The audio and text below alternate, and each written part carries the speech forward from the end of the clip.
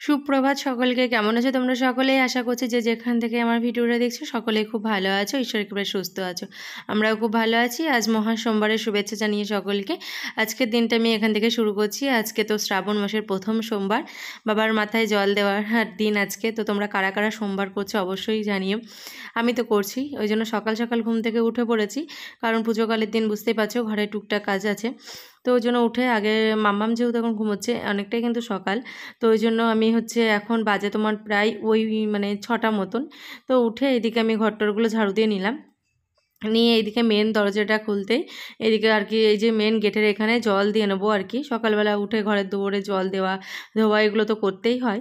তো সেই জন্য আর যেহেতু কালকে রবিবারে আমি কালকে যে সংযমটা করেছিলাম আর কি, তো সেটাতে আমি সব কিছু ধোয়া মাজা সব কিছুই করে রেখেছি, সব কিছুই করেছি, কিন্তু তবু পুজোর দিন একটু থাকেই এগুলো। তো সেই জন্য সকালবেলা করে উঠে একদম ঘরের মেন গেটটার এখানে জল দিয়ে নিলাম। আর যেহেতু বৃষ্টি হয় না সবসময়, তো কি বলো তো, জলে এখানটায় সবসময় ভেজা থাকে, ওই জন্য কেমন একটু সবুজ সবুজ ব্যাপারটা যেন হয়ে যাচ্ছে, কারণ রোদটা তো আসেই না। আবার রোদ আসলে ঠিক হয়ে যাবে এগুলো। তো যাই হোক, ঘরের মেন গেটে জল টল দিয়ে এবার চলে আসলাম ঘরটা মুছে নিতে। তো এই আর কি টুকটাক এই বাসি কাজগুলো তো সারতেই হবে। তবে কি বলতো, পুজোকালের দিন দেখবে একটা আনন্দের সাথে না আগ্রহের সাথে বেশ কাজগুলো বেশ হয়ে যায়। এই তো একই কাজ ডেলি থাকে, কিন্তু ডেলি দেখো যেন সেই ল্যাদ খেতে খেতে কোন বেলায় গিয়ে কাজগুলো হয় কে জানে। আর আজকে দেখো কত সুন্দরভাবে কত সকালের মধ্যে সব কিছু A to Z কাজ হয়ে গেল। তো রেগুলার যদি আমরা এভাবেই চলি তাহলে কিন্তু ঠিকই হয়, মানুষ পারে না এমন কিছুই নেই, তাই না? আজকের দিনটা দেখো কত সুন্দর সব কিছু পরিপাটিভাবে করে নিয়েছি, সব কিছু কমপ্লিট হয়েছে। তো যাই হোক, এবার আমি ঘরটর মুছে এদিকে চলে এসেছি মামামের ম্যাগিটা বসাতে। তো আর তোমাদের দাদাভাই সকালবেলা ওই একটু কফি রুটি এগুলো বানিয়েছে, বানিয়ে ও ব্রেকফাস্টটা সেরেছে। তো ওই বাসনকুসনই টুকটাক ছিল, তো ম্যাগিটা হতে হতে আমি এগুলো ধুয়েও নিচ্ছি। আর ও একটা কিছু বলছিল আমাকে, তো আমি এখান থেকে হুঁ হুঁ করছি, ও বুঝতে পারছে না। ও আবার আমার সামনে এসে কথাটা বললো, কথাটা শুনে গেল আমার মুখের সামনে এসে, তারপরে গেল ও ডিউটি যাবে বেরোবে। আর এদিকে আমিও থালা বাসনগুলো ধুয়ে নিলাম। আর এই যে মামামের ম্যাগিটা রেডি, একদম সিম্পল ম্যাগি করছি আজকে যেহেতু নিরামিষ। তো এইখানটায় দেখো ম্যাগিটা হয়ে গেছে। আর কালকে যেহেতু সংযম করেছি, তো এবার কালকে ধরো সব কিছু ধুয়ে মেজে নতুন করে আবার সব কিছু নতুন নতুন জিনিস নিয়ে, আর যতই ধোয়া মাজা থাক রেগুলার, তবু সেই পরিষ্কারটা করেছি কিচেনে। ওই জন্য আজকে ওই ব্যাপারটা নেই, তাই না? আর কালকে নিরামিষ, আজকে উপোস আর কি, আজকেও নিরামিষ। তো এদিকে দেখো জলের বোতল টোতল সব ধুয়ে আমি এখানে জল ছড়াতে দিয়েছি উপর করে। আর ম্যাগিটা হয়ে গেছে, দিয়ে আমি এদিকে স্নান সেরে নিয়েছি। আর মাম্মা ওইদিকে উঠে ও আর কি ব্রাশ করে ওকে স্নান করে দিয়েছি, এখন ম্যাগিটা খাচ্ছে। আর আমি এদিকে সূর্যদেবকে তুলসী মঞ্চে প্রণামটা সেরে এবার আর কি মাথাটা ভালো করে মাথার জলটা মুছে এবার চুলটা আঁচড়ে নেব। আর অনেকে জানো তো, অনেকে বলে যে ভেজা চুলে মাথা আঁচড়াতে নেই, তাহলে হেয়ার ফল হয়। এটা কিন্তু বাস্তব কথা, কিন্তু আমার উল্টোটাই মনে হয়। আমার আবার ভেজা চুলে আঁচড়ালেই মনে হয় যেন ভালো হয়। ভালো কিছু না, চুল কিন্তু ওঠেই। আসলে কি বলতো, চুলের যেহেতু একদমই যত্ন নেই, চুল সেই উস্কো খুস্কো যখন হয়ে যায় না, আমি একবারে শ্যাম্পু করে তারপরে ভেজা চুলটা আঁচড়াই, তাহলে কি মনে হয় বলতো, চুলে কম লাগে, চুলটা ওঠে। কিন্তু ওই যদি শুকনো চুলে করতে যাই তাহলে প্রচণ্ড আর কি লাগে, যে কারণে আর কি এই ধারণাটা। তো আমি রেডি, টিনার জন্য একটু ওয়েট করছিলাম, তারপরে দেখো একসাথে বেরিয়ে গেছি। আর আজকে দেখো ভোলানাথের কি অসীম মহিমা, বাবা চাইলে সব কিছুই সম্ভব। ঝড় বৃষ্টি তুফান যাই হোক না, বাবা যদি একবার টানে তার কাছে, অবশ্যই সেখানে পৌঁছানো সম্ভব। না হলে যত যাই করো পৌঁছানোটা কিন্তু সম্ভব না। দেখো আজকে যেখানে সবসময় বৃষ্টি লেগেই আছে, বৃষ্টি চাই না, আর আজকের ওয়েদারটা কত সুন্দর দেখো, একদম রোদ ঝলমলে। বাবাও চাই না তার ভক্তরা তার কাছে আসবে, জল দেবে, বৃষ্টি হলে আর কী করে পৌঁছাবে। তবে বাবা চাইলে সেভাবেই পৌঁছানো যেত, এটাই তো কথাই বললাম। তো মন্দিরে আমরা চলে এসেছি, এবার চলো মন্দিরে পুজোটা সেরে নিই। তো মন্দিরে এসেই তো মামামের যেটা কাজ, ও আগে ও মহাদেবের ওখানে প্রণাম সারলো, তারপর মাতা রানীর এখানে এসে ও সব জায়গায় আর কি সব দেবদেবীর স্থানগুলোতে আর কি সুন্দর করে মাথা নত করে প্রণামটা করে নিই। তো আমি এখন পুজোটা করে নিচ্ছি, ঘি মধু যেগুলো হয় না পঞ্চামৃত দিয়ে আর কি মাখিয়ে, তারপরে দুধ দিয়ে আর কি জলটা ঢালবো। আর সাথে কিন্তু নন্দীর মাথায় জলটা দিয়েছি, নন্দীকেও স্নানটা করেছি। তারপরে ধূপ প্রদীপ দিয়ে এখানে একটা ঘির প্রদীপ জ্বেলেছি, দিয়ে আমার পুজোটা সম্পন্ন করবো। আর এই শ্রাবণ মাসে আমার একটা কথাই মনে পড়ে। আর দেখবে শ্রাবণ মাসে কিন্তু আকাশে বাতাসে সব জায়গায় কিন্তু একটা ধ্বনিই ভেসে বেড়ায়, হর হর মহাদেব ভোলে বাবা পার করেগা, এই একটা ধ্বনি কিন্তু শ্রবণ হয়। তো এই ধ্বনি শ্রবণের মাধ্যমে কিন্তু সব কিছু আর কি যা দুঃখ দুর্দশা সব নাশ হয়। তো আজকের দিনে মানে শ্রাবণ মাসে আমার একটা কথা মনে পড়ে যে ঠিক 1 বছর আগে আমার বোনের শ্বশুরবাড়িতে সবাই মিলে আমরা আর কি শ্রাবণ মাসে সোমবার পালন করেছিলাম। যে ওখানে হাঁসখালি নামক যে জায়গাটা আছে ওখানে একটা বাবার জাগ্রত মন্দির আছে, যেটা 4-5 কিলোমিটার সবাই মিলে পায়ে হেঁটে গিয়ে আর কি বাবার ধ্বনি দিতে দিতে গিয়ে নদী থেকে জল নিয়ে বাবার মাথায় জল দেওয়া, নাচা গানা, তারপরে ওখানে ভীষণ বড় মাঠে আর কি ডিজে এক একটা সব মানে পাড়ার থেকে সব ডিজে ডিজে মানে মাইক টাইক বক্স নিয়ে এসে নাচা গানা করে। তারপর ওখানে তোমার লুচি ছোলার ডাল ওই প্রসাদগুলো দেয়, সেগুলো রাস্তায় আস্তে আস্তে সব খেতে খেতে আসা।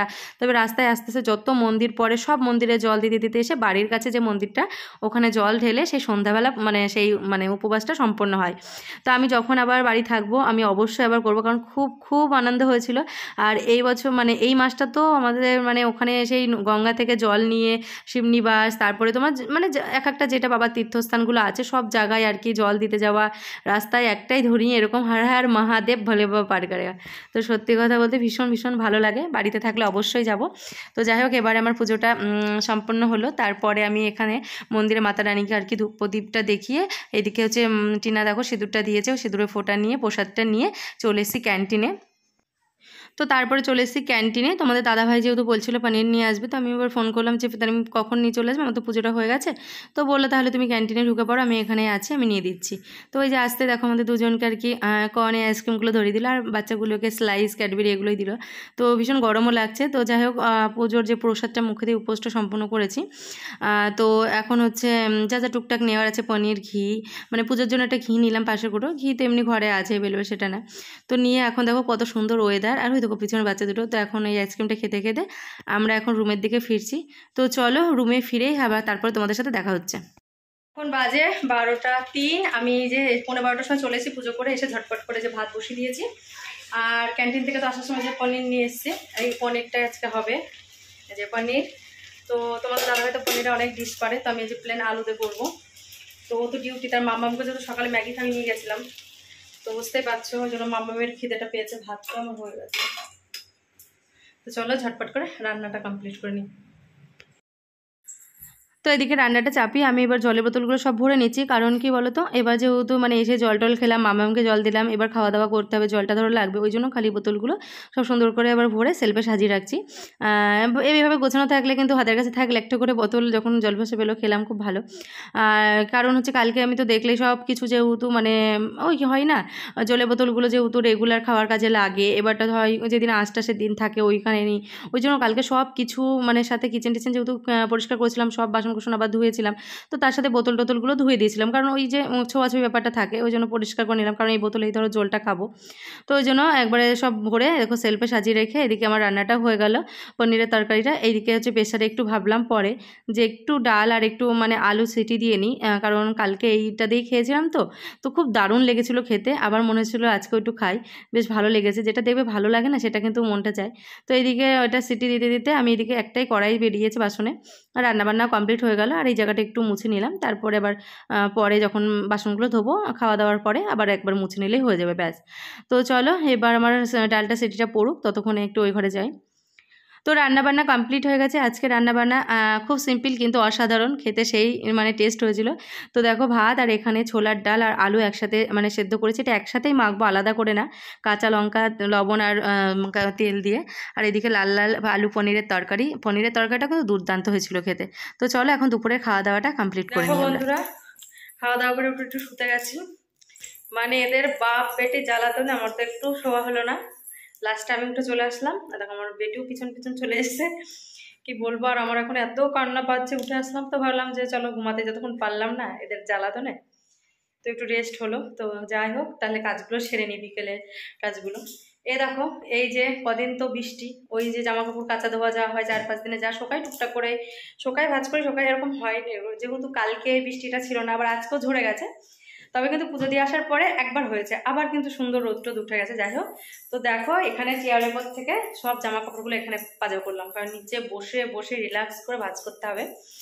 এই জামা কাপড় দেখে আমার কান্না পাচ্ছে, মনে হচ্ছে আমার আলমারিতে আর কোনো জামা কাপড় নেই, মানে আজ 2-3 দিনকার জামা কাপড় যা কালকে সব শুকিয়েছি, দেখো সব এখানে এখন ভাজ করতে বসতে হবে।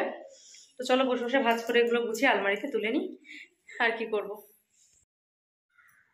তো কী আর করবো, জামা কাপড়গুলো ভাঁজ তো করতেই হবে, আমাকেই করতে হবে। তো ওই জন্য ভাঁজ করতে বসে গেছি টুকটুক করে, মনে করে যতক্ষণ লাগে। তো দেখতে পাচ্ছ কতগুলো দিকে ভাঁজ হয়েও গেছে। আর এই যে এই লাল জামাটা আমি কালকে ধুয়ে গেছে দিয়েছিলাম, দিয়ে দড়ির পরে রেখেছিলাম, কোথাও ছোঁয়াছুঁই করিনি। আর যেটা পরে গেছে এটা ধোয়া কাচা, তাই না, মানে ভেবেছিলাম এটাই পরবো। তারপর মা বললো কোনো কালো জিনিস পরিস না। এবার ওই লাল জামাটার প্যান্টটা পুরোই কালো, লালটার মতো কালোর ছোঁয়া আছে, অন্যটাও কালো, ওই জন্য আর পরলাম না, মা যখন না করে দিল। তো জামা কাপড়গুলো সব ভাঁজ করে নিলাম। আর সন্ধ্যাবেলা আবার যাবো মন্দিরে একটা ঘিয়ের প্রদীপ জ্বালতে, একটু আরতি করতে। তো চলো এখন ভাঁজ টাজ করে তুলে রাখি। আর এখনকার মতো ভিডিওটা আমি এখানেই শেষ করছি। আবার দেখা হচ্ছে নেক্সট ভিডিওতে। সবাই খুব ভালো থেকো, সুস্থ থেকো, খুব সাবধানে থেকো, টাটা।